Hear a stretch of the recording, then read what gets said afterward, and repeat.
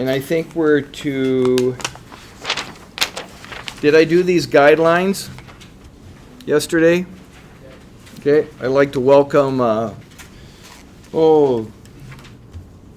80,000 people that have been waiting for me to stream. So we got square roots. And so when we have square roots, they create two asymptotes, two horizontal asymptotes. So I'm going to put this one in, show you what it looks like.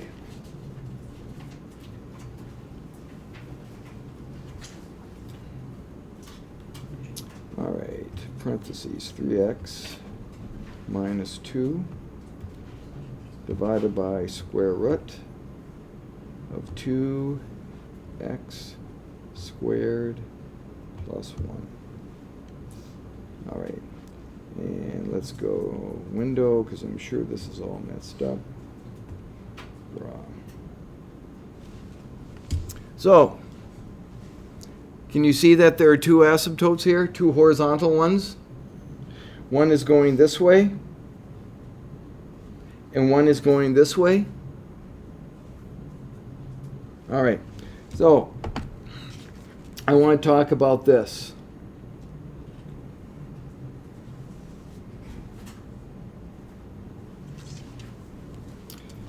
X is greater than 0. So, I plug in 1, square it, then take the square root. I plug in 2, square it, take the square root. What will I get? Lillian, will you say that louder? X. I get X, guaranteed. I get the same number back, guaranteed. In fact, the definition of the square root of x squared, yep, the definition of that is the absolute value of x. Now, let's say my input is negative, and I'm doing this.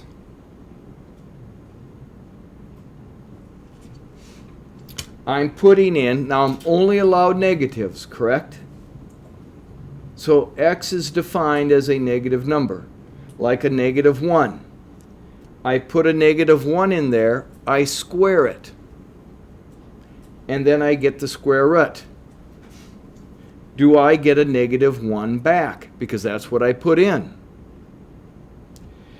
If I put in negative 2 in, if x is a negative 2, which is the only thing I'm allowed to input,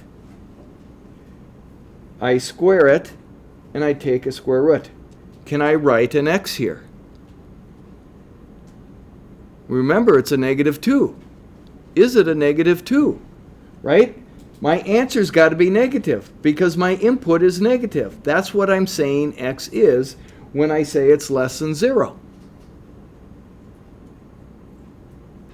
What has to be my answer here? I'm not getting a negative 2. I'm getting the positive 2. I'm not getting a negative 1. I'm getting a positive 1. Yes? Pardon? That would be one way to write it, and that would be correct. Okay? But I could also say, whatever my input is in this case, if I multiply it by a negative 1, I'll change its sign. In other words, the only numbers I can put in here are negative, and when they come out, it's positive.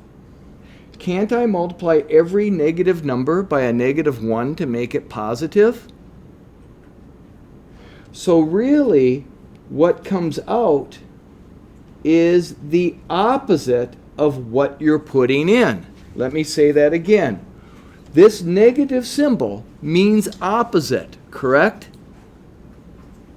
It's the opposite, only in this case. It's the opposite of what I'm putting in. I'm only allowed to put in a negative 1, a negative 2, a negative 3, a negative 4. What comes out is the opposite of those. And I write the opposite by putting that symbol in front of it.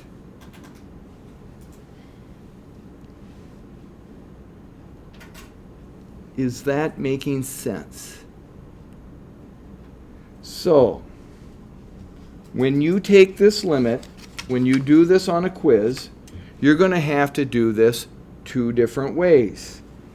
Because you're going to infinity to the right and you're going infinity to the left, correct? What I'm going to do is, in this case, x 1 over x is going to equal the square root of 1 over x squared. They're going to be equal when we're going to the right or when x is positive. In other words, if I have a 3 in here, I'm taking the square root of 1/9, and I would get 1/3 as my answer. Correct? So why do I choose this? Because to take this limit as x goes to the right to positive infinity, what you're going to have to show me is you're going to multiply the top by 1 over x, and to get into this square root symbol, you're going to multiply by the square root of 1 over x squared. Because to multiply, are you guys told that the stuff inside the radical is called the radicand? Okay, so example. I'll slide this to the right. I can only multiply the 2 and 3 together if they're both inside the radical, correct? This is equal to the square root of 6. If I have the square root of 2 times 3, that's simply 3 times the square root of 2, correct? You remember that? So if I want to multiply this radicand by this radicand, this 3 has to be inside a square root. So to multiply this thing has to be inside a square root. Now this is going to give me the limit as x goes to the right of 3 minus 2 over x. And down here I'm going to have the square root of 2 plus 1 over x squared. Well, as x gets really big, this 2 over this really big number is headed towards 0, correct? So the numerator is going to be what? 3. Here, this is going to be headed towards 0. And so the denominator is going to be what? The square root of 2. So as I go to the right, I'm going to have the horizontal asymptote 3 over the square root of 2. So if I take a look at this graph, the equation of this graph right here going to the right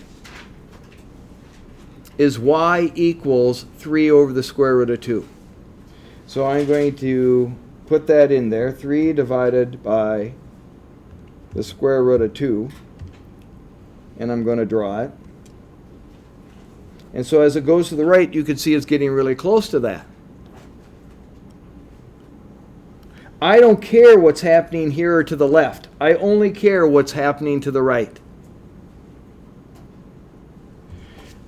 What I'm going to do here is, again, now this is the case. This is for my negative numbers right here. X is less than 0.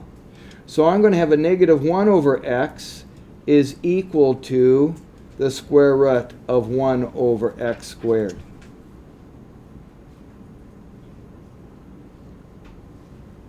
So when I take the limit as x goes to the left, I'm going to multiply the top by a negative 1 over x, And down here I'm going to multiply the bottom by 1 over x squared. And I have 3 minus 2. And down here I have the square root of 2x squared plus 1. And that's going to give me the limit as x goes to negative infinity. Remember, my inputs are only negative.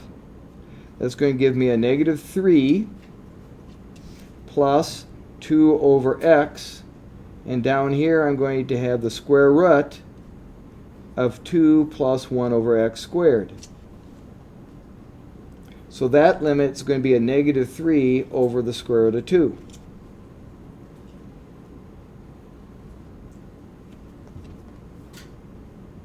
Simply because I'm going to the left.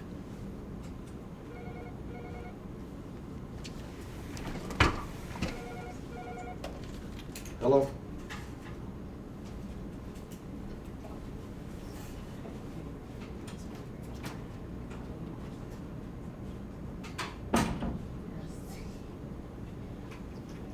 I'm right in the middle of class.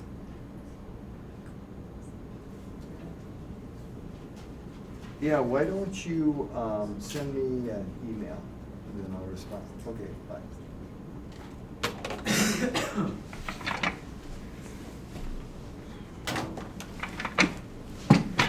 So, when I take a look at this graph, what's happening to the left, I'm going to put that equation in there.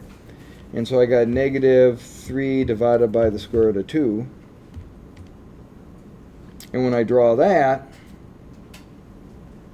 you can see it starts underneath again, but it's getting closer and closer to that green line as I go to the left. Again, I don't care what's happening here. I'm only concerned what's happening at the end. All right?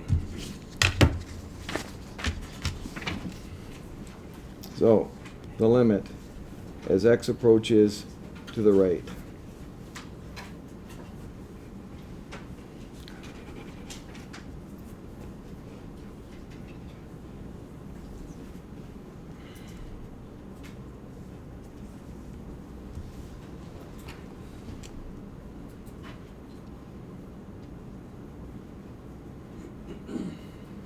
Nick, what am I multiplying the top by?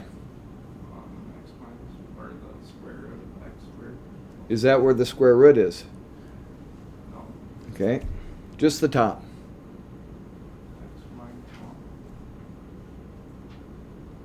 I'm going to multiply the top by 1 over x. Down here I'm going to multiply the bottom by what, Austin? The square root of 1 over x squared. Gives me the limit as x approaches positive infinity. What's my numerator become, Becca? 1 over x. Well, when I take 1 plus 1 over x. 1 plus 1 over x, okay. What's my, I'm going to have the square root here. What's this going to be inside here? 1 minus 1 over x. Is that what you said? Yeah. Okay.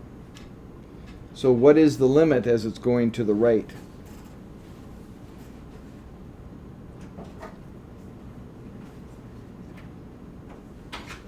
Well, this is going to go to 0, correct? Yeah. This is going to go to 0. So what do I have in the numerator? 1. What do I have in the denominator? 1. And 1 divided by 1 is 1. 1.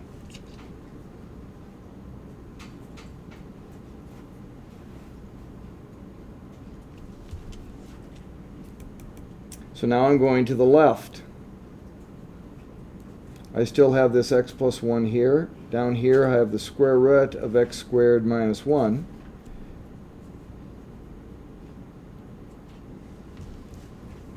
Addie, it's not going to be 1 over x, it's going to be what? Perfect. And down here it's going to be the square root of what? Perfect. So So that's going to give me the limit as x goes to the left. What will I have on top? In other words, what do I get when I distribute that through? Negative 1 minus 1 over x. Okay. What about down here? Square root of what? 1 minus 1 over x squared. And what is that limit? This is going to go to 0, and that's going to go to 0. Negative 1.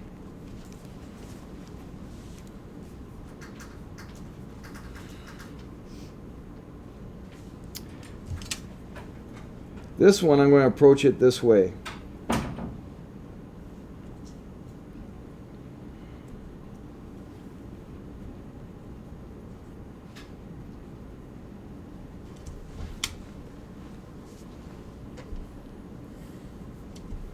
And I'm going to do this.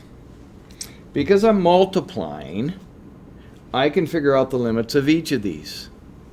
Of the two, that limit should be the easiest to see. What is that limit?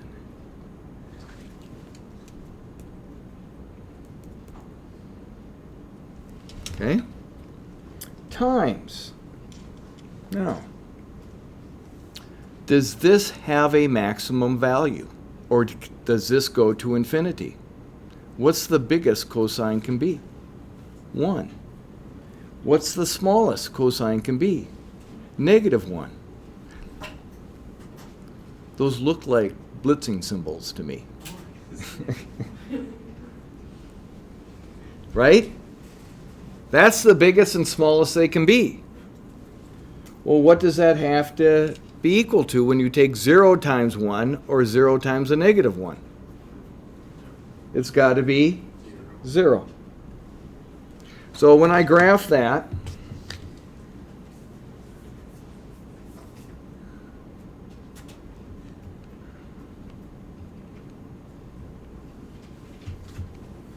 I get the cosine of x divided by x. Okay. So I'm going to draw this. Okay, do you see it's undefined here, right? Because 0 is going to be an asymptote. But if I take a look, see how it drops underneath, and then it looks like it's waving back and forth. So I'm going to go to my window. I'm going to go from 0, and I'm going to go from here. I'm going to go from negative 1 to 1. You see how it flips back and forth right here? And getting closer. If I moved it to the right, it's going to get closer to the x-axis. This value is pi over 2. This value is 3 pi over 2. This value is 5 pi over 2. Because it'll be 0. And as soon as it hits those, it flips to the other side. Does that make sense?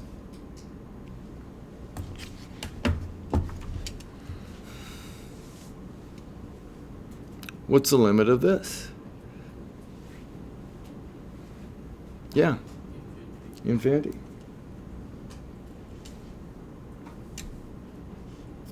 Actually, it's plus or minus infinity, right? If it goes to the right, it's going up. If it's going to the left, it's going down. Would you agree with that? That's it.